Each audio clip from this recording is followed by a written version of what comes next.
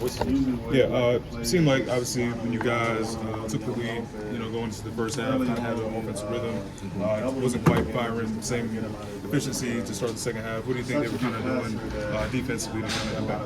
I don't even think it was anything they did defensively, honestly. I was getting a lot of good open looks, and I was knocking them down, and I took a lot of responsibility myself. And I had a pretty bad game offensively, and I feel like we were getting good looks, and we weren't knocking them down. I mean, we're getting wide open step in threes. They did a really good job of cutting the paint off. They were a heavy gap. They called boxes and elbows, and they're forcing us to shoot threes, and we didn't hit them. It seemed like State, out of some of those double teams, they were able to kind of, when Burns was getting double, they were able to kind of get some cuts against the paint and get some open layups. Do you think for y'all that was more of a matter of like positioning?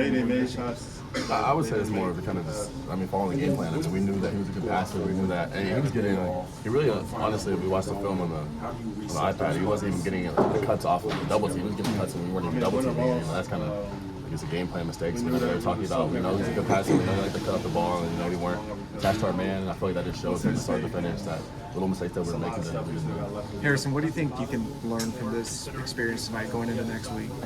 Definitely that you don't get another shot at this. Coach Davis is telling us how, after this one now, next loss we're out. You can't have another game where they come out and play significantly harder than us. We look like they look like this team that played 5 games in 5 days. They came out start to finish, played harder, first loose balls, rebounds, making their shots. They're playing together, a lot of energy, and I feel like, for myself, I'm the energy guy. I usually bring energy, and I wasn't there from the start. How long are you going to allow yourself? How long do you think the team is going to allow itself to linger on this one before flushing it and moving forward? No, I think it's definitely, it's good to move past stuff, but it's also good to feel the pain and not hide. And the reason that people don't want to lose, and you kind of feel what it's like. And we're gonna be off tomorrow, so I'll probably take it in today, take it in tomorrow, and then the next day, next week, get back to work, and get back in the gym, and get back to the drawing board ready for March Madness, because now it's 6 more games and hopefully we get shit.